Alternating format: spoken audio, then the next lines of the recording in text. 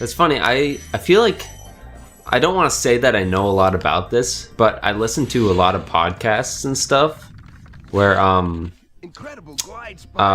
they're just this guy is voiced by Hunter. Really? Yeah, it sounds a lot like him. I mean, I can't hear, so it doesn't matter. He's talking about how the vultures are tasty if you boil them with a pinch of salt. Because like the dragons, when you free them, they all give you some kind of advice about how to beat the level or play the game, which is helpful if you're playing it for the first time, but if you played any other Spyro game before this, it just feels like, yeah, I know. But as you get farther along, they do give you like level specific tips that help a lot more. So, yeah. What I was going to say is, like, I don't have the personal experience of it, but the specific podcast I'm thinking of is the co-optional podcast, which has changed networks. It used to be something else because they changed networks. Like the host is Total Biscuit, who I know you have some preconceptions about because there are some let's just say not friendly folk whispering in his ear saying bad things about your friends. Doesn't take a fucking you don't have to be Sherlock Holmes to figure out exactly the situation I'm talking about, but he really is like somebody who really cares about like the consumer, and he's a really, really smart guy, and I've always really respected him. Very hard worker, it seems like.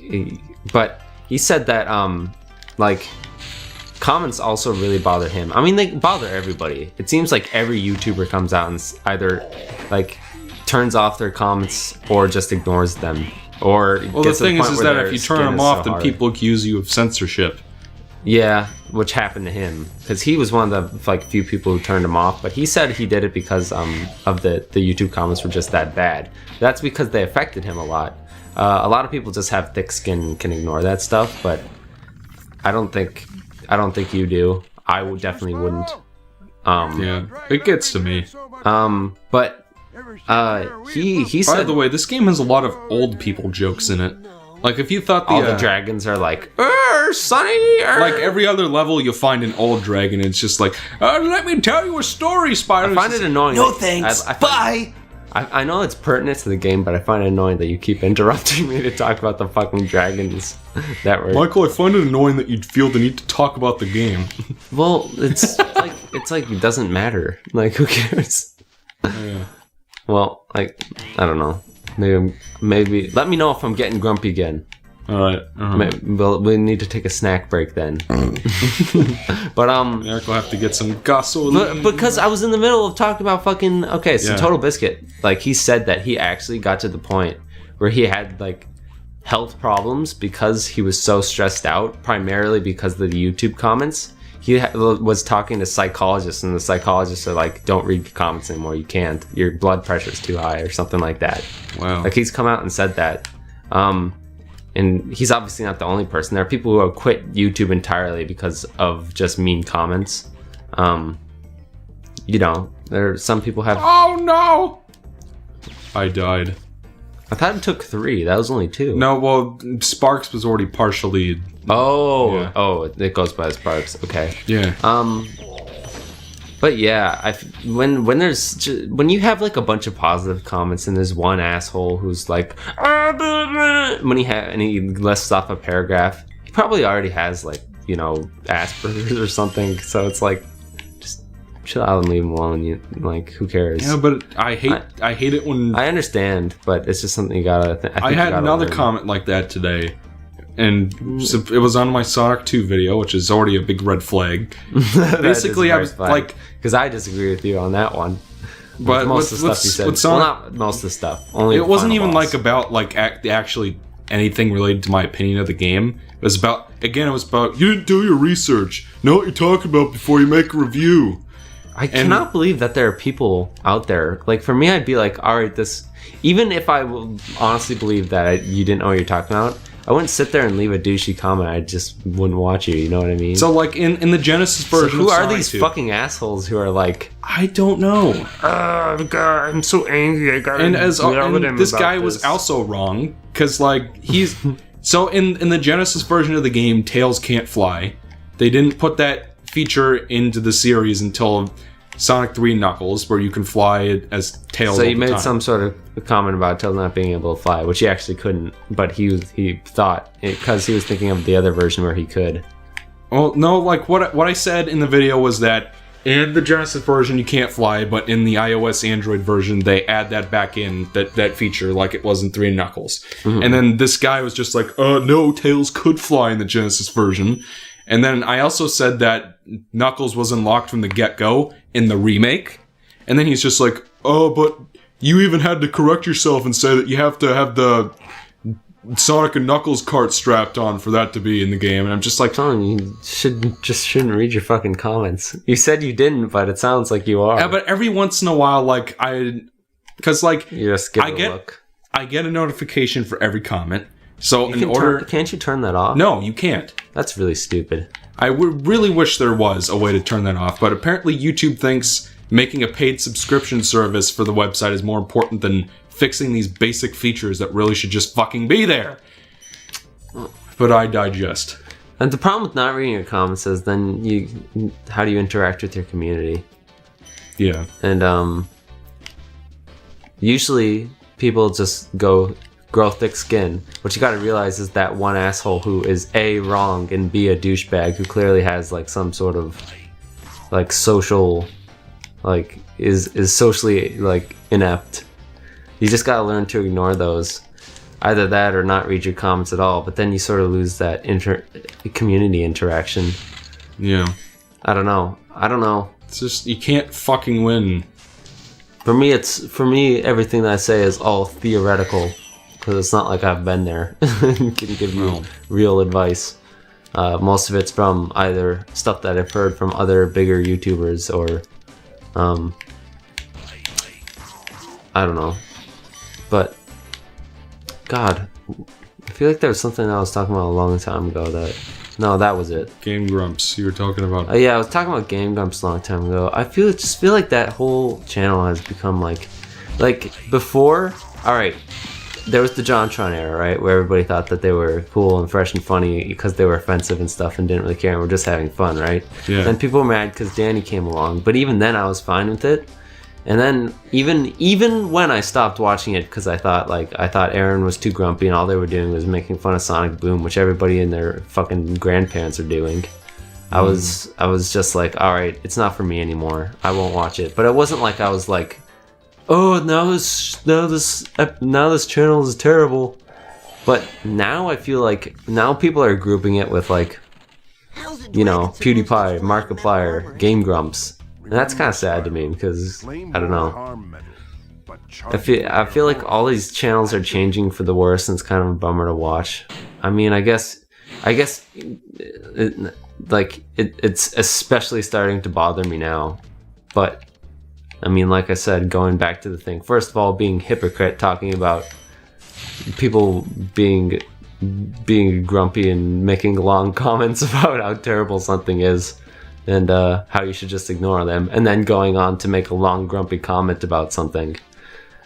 But, yeah, I don't know. It's I just guess, like I can't... Like I always say, at the end of the day, I guess as long as more people are happy.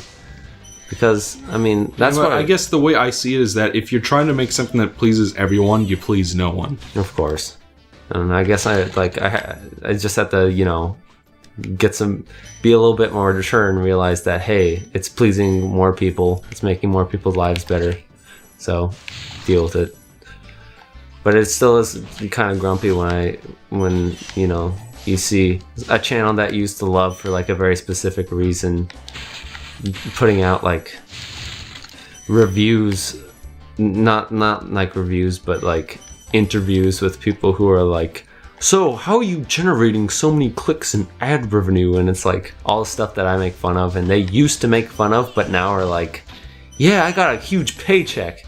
Like there's this part where like I sort of get what he was, you know, saying a little bit, but Aaron is like, I got the biggest paycheck in my life. I was able to get a car and stuff, and it's like he doesn't seem like he's happy doing it anymore. He's just sort of doing it because obviously there are so many people watching, and so that's why he got like a bunch of other people involved, and he's starting to have guests on more often and stuff like that. It's like he doesn't seem to enjoy it as much, but he's like, all right, now there's money there.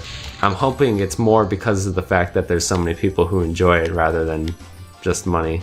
I would definitely give him the benefit of the doubt on that one. He never seemed like you wouldn't ever be an animator as consistently as he was if you were all about the money. Yeah, because it's like fucking impossible to earn money as an animator. It really has to be a passion to do that. It's so hard to do, and it's like so hard to get paid. I think the most I've ever like donated to anybody, like I don't have a whole lot of money to throw around and donate. The most I've donated was to an animator. I won't say how much or to who, because I've just heard animators who are like still animating, but they're like, I can barely pay for food, and I'm like, holy shit, dude, let me give you some money. Like, I'm a college student, I don't have a whole lot, but I am kind of fortunate, so I'm gonna, I don't know. I feel like that's a weird thing to talk about. But, I don't know. These vultures are annoying enemies.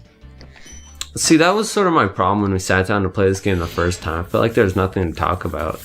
Yeah, I mean, it's a lot more fun to play if you even like collectathons to begin with. Yeah, if you like collectathons, I can imagine this being a really easy sit down and play sort of game. Yeah, I think that's kind of what I really like about this, because the problem with Hero's Tale was that the levels were so big and spacious, and there were so big that they needed a fucking map, and then the map button didn't even work that well, because like every time you pressed it, it was too sensitive. The NPCs were like, in this, it's like, even if like it's, an old, get it, I'm old, I'm an old dragon, get it? Like, that's a lot less obnoxious than a fucking Sound of Music otter or whatever. No, Sound of Music turtle. And a fucking surf stoner, like, although I will say Frednick is the best character of all time. BCOAT. Best character of all time. Bacoat. Yeah, he's definitely the Bacoat. Had sex with a Bacoat. It feels so good. Oh, it feels so good. I didn't even notice that clip was in the video the first time I watched it. It's in there like twice too. Yeah. I think it's because like the time I watched it later was with headphones. Yeah. So I could hear it more clearly. One thing I do like about this first Spyro game is that they're good at giving you these little shortcuts, so you don't have to redo shit you've already done. Do you unlock the shortcuts? Yes. So like once I jumped up to the top of that section, that's when the swirl activates. So you don't have to like every time you want to go back up. You know what's a game that's really good about doing that? Dark Souls? Yes. I know I've said that a billion times, but that's like, that was the moment when I was like, this game is fucking cool. So when I discovered that, like, once you go through a shortcut without knowing it, and then you realize that, oh shit, I'm in this place again. It's cool. Mm-hmm. But I mean, like, this game feel like very focused on the collectathon gameplay. Like, we discovered in the previous session that the only mini game, quote unquote, is really the flying sections. We should ask people. I know this episode will come out way later than when this is relevant. But I'm just telling you right now that we should ask people if they'd rather see Dark Souls or me play Secret Rings. Because I feel like, considering the Let's Play that's coming after Toy Story 2, which might be out by now, I don't know. Yeah. Considering that, what you're going through in that, I feel like it's fair for me to play Sonic and the Secret Rings. And then you can play that game that you enjoy on easy mode. But not so much on hard mode. Challenge mode. Yep. Is that what I was calling it? You calling it hard mode. You guys are gonna have a laugh and a half with that playthrough.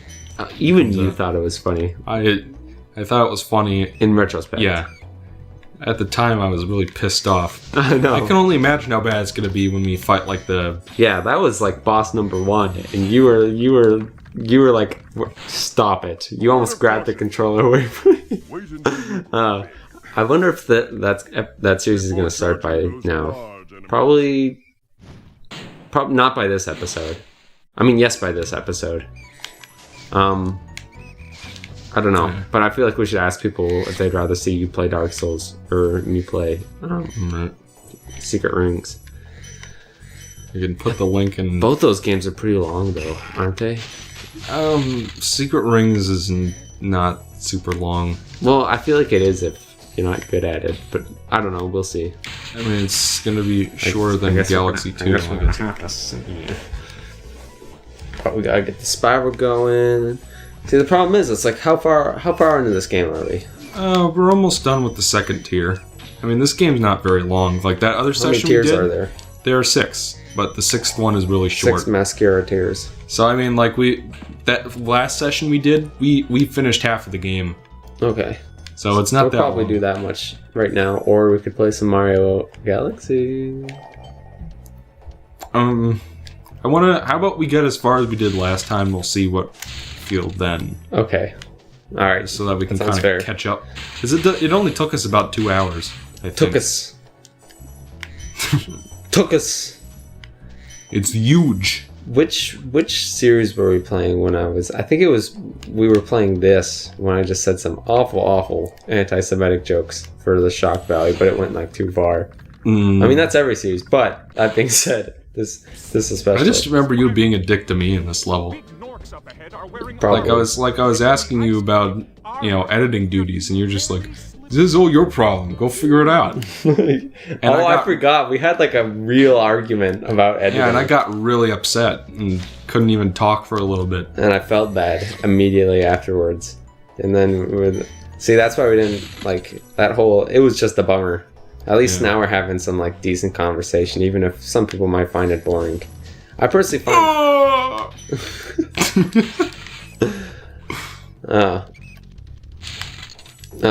See, that's the thing. It's like with this game, it's like there's never that much going on.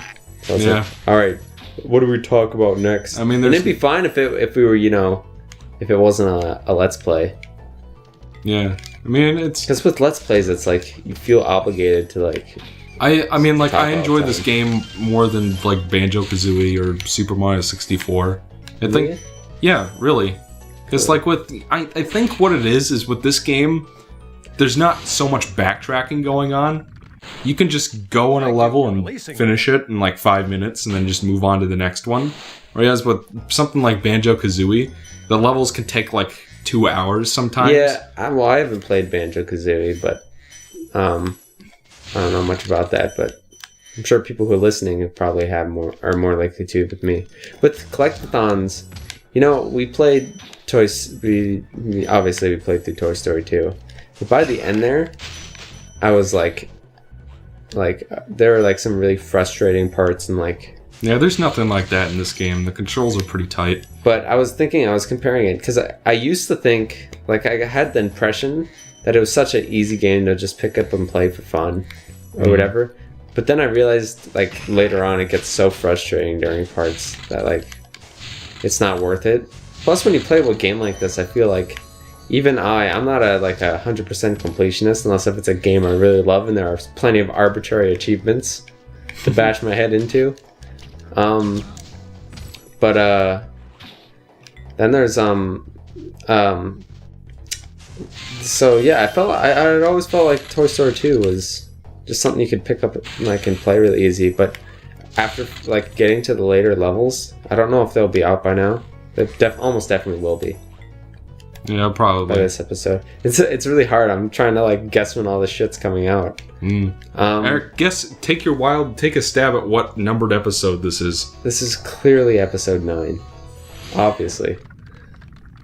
I think I predict 4. Episode 4? Yeah, we're only an hour in, and they're 20-minute episodes. We're only an hour in? Yeah, hour and 5 minutes in. Dude, we're making great time. Yeah. It felt like it's been so much longer. Maybe we have been having really good, dense conversations.